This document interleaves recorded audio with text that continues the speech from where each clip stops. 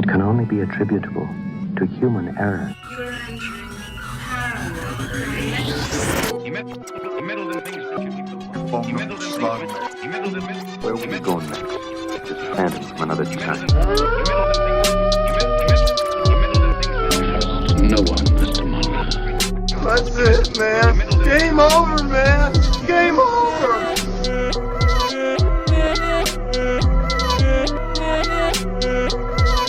That is one big pile of shit.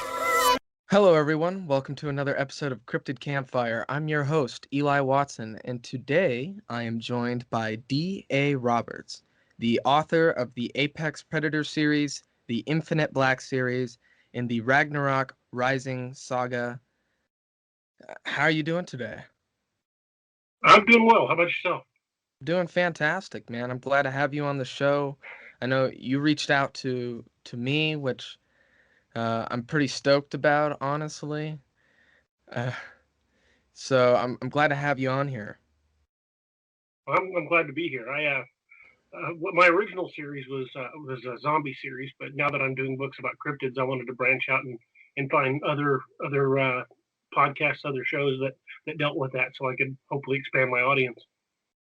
Yeah, right on. And hopefully my listeners will start getting some of your books. I mean, from what I can tell, you write some pretty interesting things. Everything from horror to some sci-fi, and now you're getting into some cryptozoology stuff.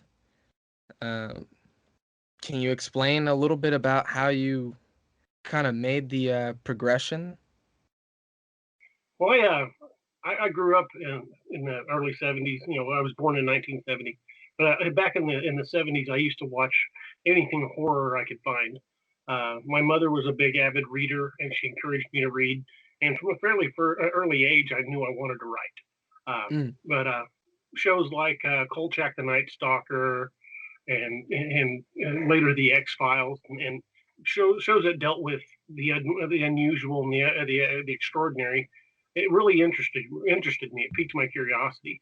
And I've always had a love for horror. So when I became an adult, I started writing. I did some poetry. I had a few poems published, but it wasn't until 2012 that I had my first novel published. Oh, nice. That's a pretty incredible achievement, honestly. Writing a novel takes a large amount of work. That it certainly does. I mean, you look at guys like Stephen King. You're like, oh man, maybe it could be easy. I could write 300 novels, but no, it's a lot. So. Well, I'm nowhere near his ballpark. I've got 19 out currently. I'm about to release the 20th. Wow, that's a lot. Honestly, since 2012, that's a lot. It keeps me busy. Yeah. Have you felt like you've been more productive during quarantine? Oh, definitely. I've actually been off work since February. I had a back injury, and I'm still dealing with that.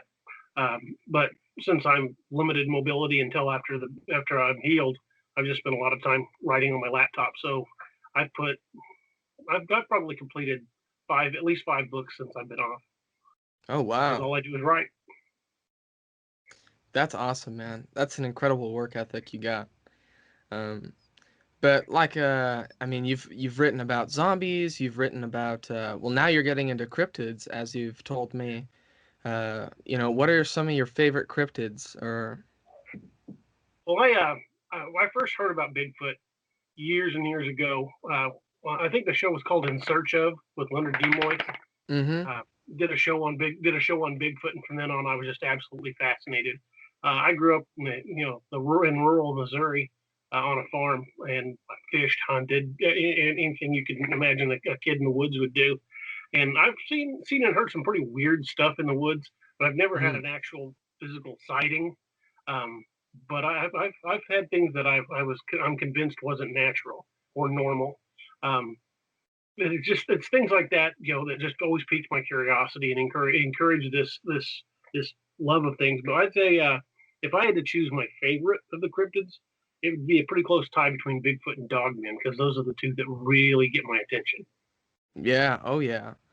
I've I'm actually assuming. been through Land Between the Lakes. I drove through Land Between the Lakes a couple years back, and we were driving down the highway. We just drove around a little bit at night, and I didn't even get out. But I can tell you that is one of the creepiest places I've ever been in the dark. Yeah. Wow. That's I still have to cross that one off my bucket list. But It's a good one to visit. I'm assuming you know about the infamous rivalry between Bigfoot and Dogman. Yes, I've read several different encounters that mention both of them, and that they've I can't remember which Indian tribe. I believe it was in Georgia. They mentioned that there was a tribal rivalry between Bigfoot and Dogman, and they fought over territory and food. So I think they've been at odds since the beginning. Oh yeah. Uh, I guess here's a question for you. Well, first of all, has that inspired any of your books? Oh, absolutely. I've got a new series I just started. The second book of the series is about to come out. It's called Codename Wild Hunt. It's based on a military unit that was put together to track down and eliminate cryptid threats, cryptids that were killing people. Mm. They didn't just go out and actively hunt cryptids to wipe them out. They only went after the ones that were killing people. In that, so far they've encountered Bigfoot type creatures and Wendigo, and I think that's going to be a long running series because there's plenty out there to involve in. But with cryptids, it's just absolutely fascinating because so many people don't believe they exist, but then at the same time, we've got that primitive fear at the back of our brain that what's out there in the dark. Yeah. That's just been ingrained in us since mankind first made fire. The fear of the dark, the fear of what lies beyond, the fear of the unknown, and I think hopefully I can tap into that with my books and inspire that fear and make people want to read more. Oh, absolutely. For sure. Oh, quick question for you. I mean, where do you stand? You think Bigfoot's real? Oh yeah, there's just way too much evidence. Um, and I'm not even talking about footprints. If you took every Bigfoot encounter, and granted, they go back pretty far. Like if you read the accounts of the Vikings and when they first came to Vinland, they talked about what they called the Skraelings. The Mm. Vikings were big, even for Northern Europeans, they were big people of the day, around 6 foot tall, which when the average height was around 5'5". Mm. So the Vikings, being big, powerful men, Leif Erikson described. Oh no, was it Leif Erikson? No, Eric the Red Yeah. described. Yeah, the at the encampment at Vinland, they described being attacked by what they called Skraelings, which they described as huge, hairy men. That's not Native Americans. Native Americans don't grow beards. They don't have a lot of body hair. You couldn't consider them huge and hairy because they would have been smaller than the Vikings. Oh, That absolutely. really kind of leaves little to the imagination. But trailing all the way back to that and the encounters down through the centuries, if you took every one of those and added them up and dismissed right off the top 99% of them as being made up, you still got 1% that are absolutely true. And I think there's Mm. way more now. Sure, there's plenty of hoax reports out there, but there are way too many sightings and encounters from credible, believable people to just dismiss it. I think it's out there, and I think it's only a matter of time till as we progress more and more as humans and encroach further and further into their territory, we Hmm. start seeing more direct encounters. In fact, some of cryptozoologists believe the encounters are already on the rise. Oh, yeah. Oh, I would agree with that for sure. I mean, for the very reason you just said, I mean, most Bigfoot encounters occur when there's a new home built. If we're talking about, the Pacific Northwest, a new home is built, further into the woods than previously before, you're now in their Just territory. a house that's been unoccupied for a long time. Yeah, exactly. Or, lots of loggers have stories about that as well, because they're miles in there where no one else is at. And Yeah, so there are what a do you, lot of encounters with loggers. oh, for sure. Uh, what do you think about Dogman? Do you think that's a physical, because there's some debate whether or not Bigfoot is a physical being or a paranormal being. I'm much more of he's just straight, an undiscovered ape. But as far as Dogman goes, where do you kind of fall on that? Do you think it's physical as well, or do you think it's, a paranormal kind of entity? Well, I spent most of my adult life in law enforcement, and I believe in hard fact, what I can touch, what I can prove. Um, Mm, I don't. I'm not going to dismiss anybody that thinks, Bigfoot's extra dimensional. I'm not going to dismiss that because they could be right. I don't know. mm, I literally don't know. But until I see it or experience it, I'm going to go with physical being. mm. Interesting. Right on. So, this is kind of a tradition of the show. Every person I bring onto the show, I ask them this question. And I'm hoping, it goes differently for every guest, and I'm hoping that you can, provide me with a pretty good answer here. Uh, but what are your top 5 favorite monsters? And this can be anything ranging from cryptids to literature to movies, anything. Any monster, not in any particular order, just kind of the 5 that pop into your head first. Well, first, the top of the list would have to be Bigfoot. That's always been the big one for me. Mm, Um, I've gone camping so many different places, hunted different woods, and in the back of my mind, I'm always hoping to get a glimpse of one. mm, I've also read encounters that are violent encounters, and I don't go in the woods without a firearm. I don't advocate hunting and shooting one, but I would shoot one if it attacked me. That's the only sure. way I would want to shoot a cryptid. I would say Bigfoot and Dogman definitely right at the top of the list. Chupacabra kind of freaks me out, but I would still like to see one. Let's see Nice. the other two. Well, I think there's so much lore that overlaps with Dogman in the classic werewolf mythology. So I think there's some overlap there. So I kind of lump the werewolf in with the Dogman mythology. For Um, sure. Beyond that, I would say hmm, I'd like to see an Ozarks howler. Mm. I would love to see one of those, and I'd like to go up to Ohio and look for the Grassman.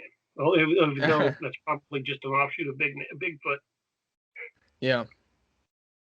Yeah, my co-host Jasmine, actually, her father supposedly had a sighting of the Ohio Grassman back in the day. Um, I actually listened to that show. I heard you guys talking about it. oh, really? Oh, wow. I'm glad. I'm glad you listened to that one. That was quite a while ago. Jeez. Yeah, after I discovered your channel, I went back to your YouTube channel, subscribed, and started Oh, wow. listening to some of the shows. Kind of listening to them, checking them out. You guys have some good material. I really liked the one you did on the bloop. On Blue Book? No, bloop. Or- The sound. Oh, The the bloop. Oh, bloop sorry. noise Yes. in the ocean. Yeah. Yeah. Sorry. It Yeah, that sounded that like you kind cut of out freaks me for a out second. too. Dude, yes. Sorry about Oh, that. yes. I The find that bloop. fascinating. I would love to know what that really is. Yeah, I mean, like we said in the episode, I mean, it's supposedly, uh, what is it, glaciers falling apart, but who knows? Yeah. So I got a couple of questions here for you, writing wise. Do you have Okay. or a favorite author? I have numerous favorite authors. I've read so many books over the years. I started out reading just little books. My mother taught me to read before I was even in kindergarten, and I read the little kids books. And as I got a little older, my mother was a big fan of Zane Grey and Lewis L'Amour. And as I graduated, I started reading her books. As I got older, and I got into Tolkien. Mm, Once I hit about junior high, I love Tolkien. It's one of the classics. One of my favorite writers is Ernest Hemingway. Just classics. Man was a brilliant writer. mm. Um, that probably doesn't stack up so well by modern morals, but he was an odd fella. Um, he's a very prolific writer, and he did a lot of stuff. I would Mm. love to have done half of the stuff he's done, like go to Spain and run with the bulls, and some of the Yeah. places he's been and things he's done. Um, and Stephen King, I can't mention any list of favorite authors without mentioning Stephen King. He's Oh just yeah. a very fantastic, prolific writer. I like his older stuff more than I do his newer stuff. Mm. My all-time favorite, definitely Salem's Lot. That book, I just love I that. still have yet to read it. Dean Koontz, that's a great book. Dean Koontz, he's another great writer. Tom Clancy, shifting genres there out of the horror genre.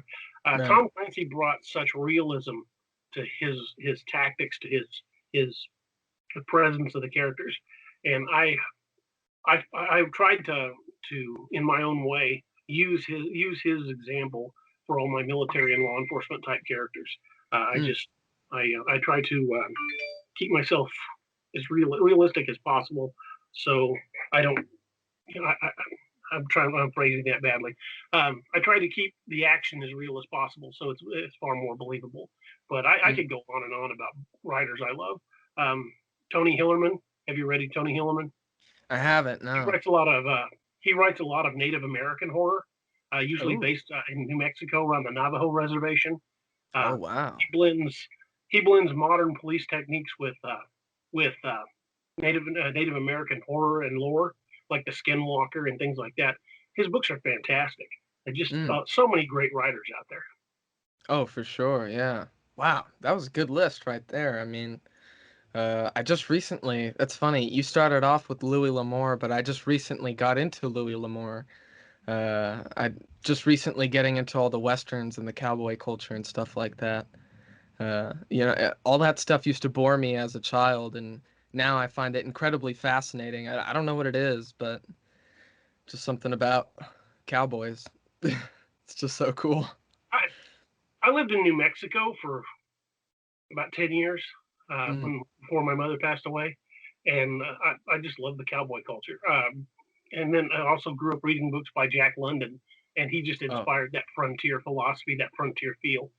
So I've got a deep respect for nature and a love of the mountains and all Mm. things nature. I'm the kind of guy who'd be more happy living in a log cabin up in the Rocky Mountains than I would in any city. Oh, I'm right there with you, man. I'm right there with you. Yeah, I mean, what was it that The Call of the Wild was one of the ones that I read when I was real young and just kind of stuck with me. Call I of the think Wild's that's a great book. Oh yeah. The movie they recently made of it, I thought the movie was good. Harrison Ford was good, but they CGI'd the dog, which the Yeah. CGI just didn't even look real. No, yikes. Yeah, that's not good. Yeah. Ooh, what was I gonna say? Oh, how do you feel about John Steinbeck? Steinbeck's a great writer. Um, I actually have an original Steinbeck in my collection. Oh Um, wow. I've got it's a collection of short stories that had Cannery Row in it, and Mm, I found it at a flea market and bought it for $1. And that's wow. one of my prizes. It's actually on my nightstand right next to my bed. Huh. Um, Steinbeck's a fantastic writer. I mean, his stories were just so visceral. Mm, Uh, especially of Mice and Men. mm. That book will just get you in the heart no matter how many times you read it. Every time it gets you again and again. Oh yeah. He's just an amazing writer, a talent we probably won't see the likes of again. Oh yeah. And then, I mean, I share the same home state. Well, actually, I don't know about the home state, but I mean, he was here in Salinas, California. I mean, I'm in Los Angeles currently, but couple of hours drive, I could go see his house. I think I can still go visit it. You should I post pictures of that. That would be great for your website. honestly, yeah, that would be pretty sick. Yeah. And then how do you feel about H.P. Lovecraft? I guess going back to horror. Are you a fan? Lovecraft is a great writer. I started reading Lovecraft in about the ninth grade. Um, he's he's a he's an incredibly imaginative writer, and he paints a very dark and vivid picture. Um, but the man himself, people love him or hate him. Um, I'm I won't judge any writer from the past through the lens of modern society. You can't Mm, do that. You have to accept them for what they are, and no matter what his opinions were, no matter how he acted, it doesn't change the fact that the books were very well written. Um, I can like the art without liking the man, yeah. Yeah. if that I'll makes agree with sense. that. Oh, absolutely. I've had this discussion numerous times with numerous people, and I find myself really agreeing with you. Um, I just I mean, he's so influential, I mean, Stephen King, I mean, like some of Stephen King's own writings just seem lifted out of Lovecraft, it just There's a lot of parallels. Oh yeah, absolutely. And just, I don't know. I don't think you can discredit Lovecraft. Oh, Talking no. about Cthulhu and how ingrained in our society it is now. Everyone knows Cthulhu, even if they don't know Lovecraft. Exactly. And so, but it's interesting because all the artists I've talked to on this show, Seth Breedlove or Ryan Cavaline or yourself, they all have this really deep appreciation for horror, and how that just kind of crosses over into cryptozoology, I think is very interesting. I have a deep appreciation for horror as well, so is it any small wonder I'm involved in cryptozoology now? I don't know. Well, I think humans in general, going all the way back to early man, like I said, when they first learned to make fire, we've always had these primitive fears in the back of our head. And now that we live in a safe environment, those primitive fears may have been pushed farther back. But when you're alone in the woods, those primitive fears come creeping back to the forefront. And that's why we enjoy horror. We get that thrilling rush, that sense of fear, Mm, because when those fear endorphins release, you feel alive. And that's one of mm. the reasons I love horror, because I get that reaction, and I just, I give you the fight or flight. My fight or flight's wired a little different than most people. I I, I tend to run towards something that scared me, which is really odd, but I've done it since I was a kid. Kind of an Yeah. idiot. Probably why I went into law enforcement, because my fight or flight response doesn't work that well. I tend to go after it as opposed to running from it. It'll probably get me killed one of these days if I go after a bear or something. Oh man, bears. I don't. That's like one of those things that really terrifies me. Uh, they're just so big, man. So big. Yeah, uh, I just posted a picture on my author page of a bear hunt. It wasn't a hunt. It was they were tagging bears. They'd tranquilized a bear, and mm, one of the guys was holding up the bear's paw, and it was as big as a pie plate. I mean, anything could take your head off with one swipe. Just yeah. a big grizzly. Jeez, Louise. And then you think about Kodiak bears, which are even bigger than that. Uh, but actually, it was very interesting. I received an email just recently about Kodiak bears and how there's only a certain number of people allowed by the Alaskan government to hunt Kodiak bears every year, and how they're just incredibly difficult to find, even though we know that the bears are there. And, we just can't find tracks of them. You don't ever come across a dead Kodiak bear carcass out there.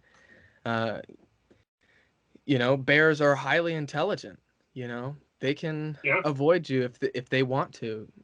And this is a huge animal. Much larger than us, a lot stronger than us, a lot faster than us. And so just the parallel between that's a bear. Everyone brings that up. Bears are kind of dumb animals or something. It's like they're not dumb at all, though. They're very intelligent for what they are. So you have something like Sasquatch would presumably be more intelligent than a bear, you know, and how hard it is to find a bear. I don't know. To me, it seems like that just adds more to the case of a Sasquatch being able to hide. well, if you've got anything with the brain capacity that higher primates have, and it has learned over the years to avoid humans because they get shot or killed, or we're competing for food, and maybe they can kill 3 or 4 people at a time, but when 50 of them come after you with guns, you're not going to win. So Yeah, they would adapt. They would learn to hide. They would learn to stay away from people. yeah, And like I said, as we encroach further and further into their territory, I'm sure that those encounters, and possibly even violent encounters, will be more common. And it's only a matter of time till a group of somebody's runs into one, and it turns nasty. sure. Oh, sure. I'm assuming you've heard some of the stories about, government operatives being sent in to take out the violent Sasquatches. It really sounds very similar to one of your own books. Uh, Yeah, that's what inspired the series Codename Wild Hunt. The team is put together from special forces and they're called in when people go missing in a national park or somebody's attacked outside their home. This is the team that's called in to deal with the violent cryptid. So Oh that yeah. really definitely ties right in.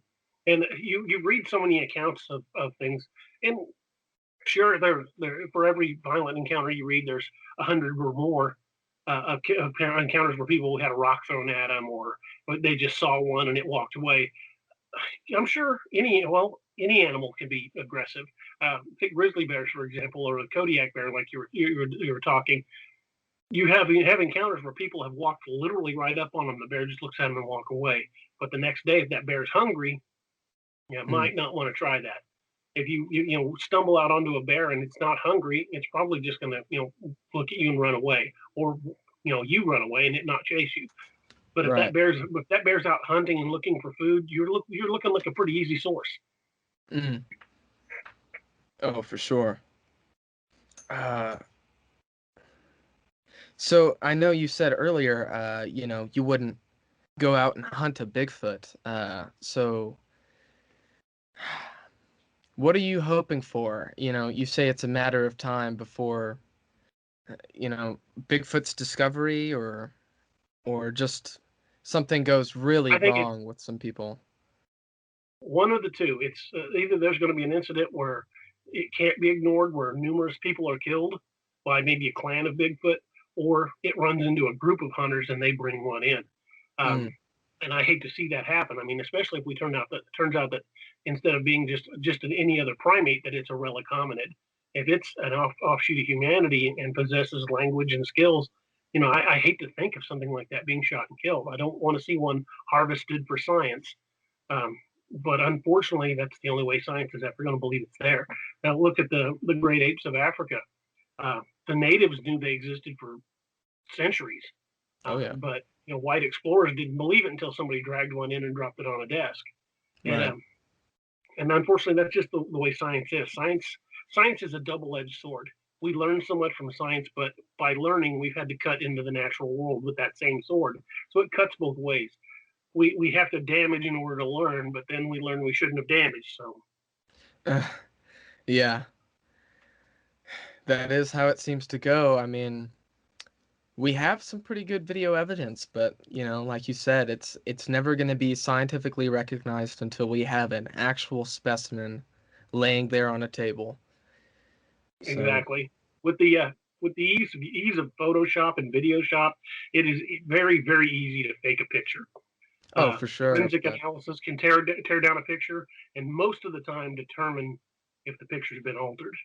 But there are sure. ways to even avoid that. Like if you photoshopped a picture and put multiple layers in and then printed that picture out, then put your camera close to it and took a picture of the picture, there's no way to look for layers. All Oh it's yeah. getting is that single compressed image from the camera. So there are ways to get around your hoaxing picture being discovered. But that aside, no photographic or video evidence is ever going to be accepted as proof. It's going to have to be physical evidence, and I hope it doesn't come to somebody having to shoot one and drag one in. But what if we stumble across a dead one or find a burial ground? They're not going to Yeah. be able to deny that when we've got 20 skeletons laying in a cave somewhere. Yeah, I mean, that's also a very real possibility. I'm reading, I don't know how well versed you are in cryptozoology literature, but I'm reading this uh, book by Ivan Sanderson, Abominable Snowmen Legend Come to Life. I think it was published in 1961, and he just, discusses the possibility that Bigfoot lives in caves, and because of their great strength, they're able to conceal the caves with rocks. So, as you're walking around, all it looks like is a giant rock, but there's actually a cave there. And, as we've slowly gone through the decades, we've discovered that they might possess language, with the Sierra sounds and things like that. And, Mm-hmm. who's to say? And like you said, it could be a relic hominid. They could bury their dead, and that's why we don't stumble upon a Bigfoot body out in the woods, because they've been buried. I So would think that would be the case. Yeah. Even if it's a primate, it's a very intelligent primate, and maybe they cannibalize their dead. Maybe they have a burial place. Maybe they take them into a cave and put them in a chamber. We Yeah. just don't know.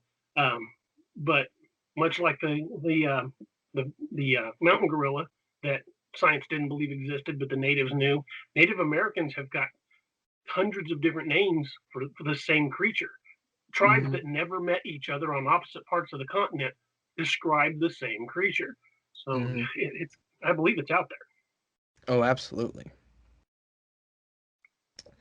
I guess if we can get back to writing for a little bit, Okay. are there any cryptid stories? There's a lot of when you talk about cryptozoology, there's a lot of factual books out there. Uh, do you happen to have it? I guess your books would be cryptozoology fiction, but are you inspired by any other authors who have done that, or? I've read a lot of books over the years on cryptozoology. Some of them fiction, some of them real. Uh, Mm, I couldn't give you a lot of authors off the top of my head, mm, but I follow a lot of people on Facebook like Jeff Meldrum. Um, he's a brilliant guy, um, way smarter than me.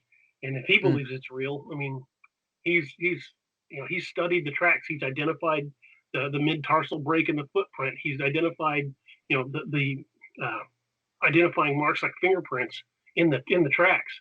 Um, Dermal ridges. That's the word I was looking for. right. If scientists are finding stuff like this and saying this can't be faked, I understand a certain amount of tracks probably are, but Sure. when we've got prominent scientists saying there's no way a person without a PhD in morphology of a primate foot would know how to make something like this.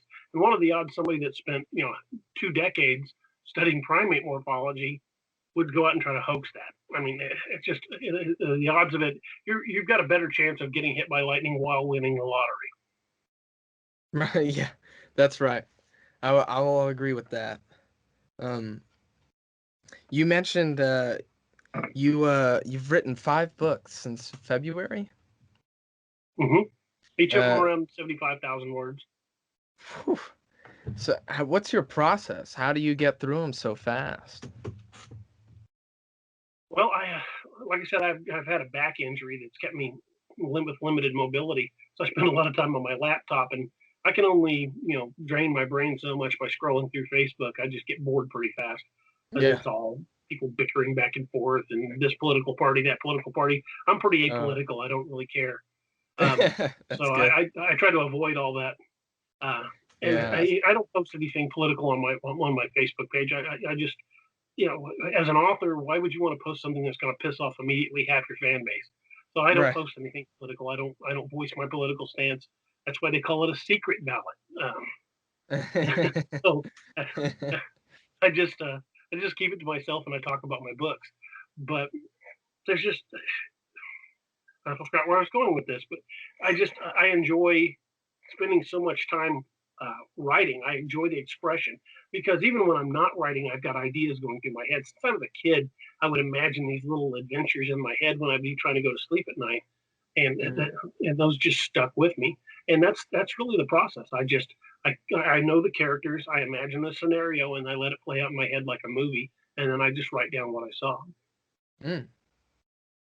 That's very similar to what David Lynch describes his creative process as. Just kind of daydreaming, he calls it. Just being alone with your thoughts and seeing it play out like a movie and then just writing it down. I think that's something very inspiring, having gone to I have a bachelor's degree in writing myself, and it's all very formulaic. You have to, I mean, there is benefits to sticking to, first act, second act, third act, and, hitting certain beats throughout, but, just entirely, they strip all the imagination from it, in my Yeah, experience. I don't follow the formula. Mm, I've never saw the point. I've always I've been a free thinker. I've always picked my own path no matter what. Um, yeah.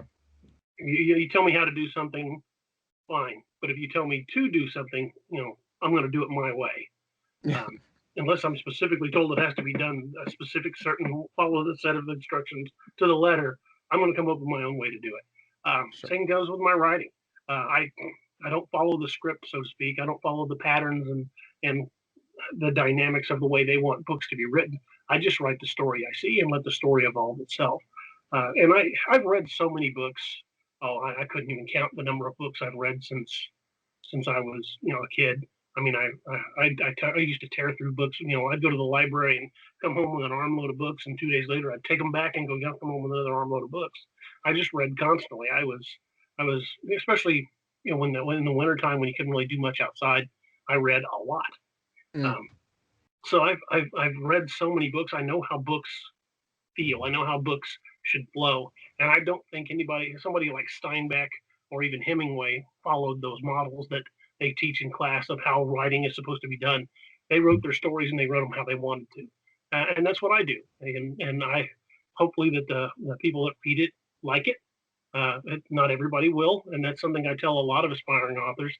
There's going to be negative feedback. Just be ready for it. You cannot write a book that everybody will like. I don't think it's even possible. Right. So I write for the people that like my books. I write, and primarily I write for me. I write because I see the stories in my head. I write because that's my catharsis. That's how I deal with stress. I that's how I cope with rigors of the job. I mean, I've almost been killed twice in the line of duty. I mean, I've seen some ugly stuff in the world, but I don't dwell on that. I don't let it turn me into somebody bitter or make me stressed out. I sit down at the keyboard and I let it go. Mm. I spent 3.5 years on the riot team. I was the point man that kicked the door. I've done a lot of crazy crap in my lifetime, and every bit of that to me was just research for the books. That all fuels my imagination and adds details that I can put into the books. Wow. So what made you get into writing? You said you started in 2012. What made you make the leap? Well, I've wanted to be a writer since I was a kid, and Right. I've been writing since the late '70s. Just writing short stories and this and that and the other. I've had a few poems published over the years, a couple of short stories, but nothing major until my first novel was produced in 2012. And that was the first book of my zombie series, the Ragnarok Rising Saga. And in that I blended elements of Norse mythology with the zombie apocalypse because I wanted something that was different. If you watched any zombie literature or watched any read the Walking Dead comics or watched zombie movies like Dawn of the Dead, every possible version of zombies has been done somewhere. Radiation from space, it's a government experiment's gone bad. The voodoo zombie, some of those versions have always been done. But I wanted to do something that was uniquely my own. So when I started researching Norse mythology for another project, I discovered that not only did the Norse embrace the belief of the paranormal, they had like 20 different words for types of undead. They Wow. firmly believed in zombies. They called them Draugr. And I thought, well, that just makes perfect sense. So then I read the Legends of Ragnarok. Basically that's the Viking Armageddon. It's the end of the world in Norse mythology. And in Ragnarok, Loki would lead an army of the dead from hell against the world of men. And to me, that just sounded like a zombie apocalypse. So the more I read about Ragnarok, it said that Ragnarok had happened many times through the centuries. That Wow. it's a cycle. It happens. Everything gets wiped out. A few people survive. They build again. It happens again. But it's a cycle that changes. So I thought, well, what if this cycle starts with the zombies and goes from there? And that's where Ragnarok was really born. Huh. Wow, that's pretty cool, actually. Wow. I definitely haven't heard of that. I didn't. That's I thank you for telling me that because our next episode is on zombies, so I will be sure to use some that's of awesome. that. Yeah. Yeah, we're doing some spooky stuff for October. So we did I guess a little behind the scenes. We just did our vampire episode last night, and us naively thinking that we could cover vampires in a single episode, it ended up being like 2.5 hours long and just barely Oh. scratching the surface. there's so much lore on vampires, so Oh many my different goodness. versions, and like the Japanese version, the Western European version. There's just so much lore on the vampires. Yeah, that would be a huge task. It could be a multi-volume task. Oh, absolutely. We're gonna come back, and uh, I told them too. I was like, we're gonna have to keep Dracula to a minimum because there's already Dracula itself is a whole thing. You know. So, but yeah, zombies are next, so I can't wait. I guess I mean that's all the questions I have. Did you have anything else you wanted to talk about? Anything you wanted to share? Any questions for myself, maybe? Well, I've got a book that's in edits right now. It's a sequel to the first of the Wild Hunt series, so that one should be releasing in the near future. Cover artist is working on the cover now, and it's in edits, so the process is rolling along. I just thought maybe I could tell people where to find my stuff and what to look for, if you didn't mind. Absolutely. Please plug yourself. It's, Okay, well, you can find all of my work on my website, which is www.daroberts.net. And that has everything on it, and it's all linked directly to Amazon. So you can click on the books on my website, and it'll take you straight to the Amazon link to purchase the books. They're all available in hardcover and in Kindle, and I'm working on getting them into audio as well. That's kind of a process. mm, Unfortunately, it's not a fast process. So hopefully over the next year, I'll try to get every one of them out in audio, but it's going to take a little time. Narrating a book and recording it is a bit of a process. So we're working on it, and I'll have the details on when those release. Those will be on my website. But you can find me on Twitter at DA Roberts Author. You can find me on Facebook, DA Roberts or DA Roberts Author. Don't confuse me with the DA Roberts that owns a gas company in England. That's not me. I'm the writer. You heard him, everybody. Go follow him. He lives in England. He sells gasoline. All right. uh, I, well, thank you so much for being on the show, man. I can't wait to get into this Wild Hunt series. I think that's going to be pretty cool. Well, if you like, I'd be happy to send you a PDF so you could read it. Oh, wow. Sure. Send me a message with your email address, and I'll send you a couple of promo PDFs to let you take a look. Oh, right on. Thank you, man. Hopefully, Much I'll get you hooked. Yeah, right. And I guess with that, everyone, we'll say good night.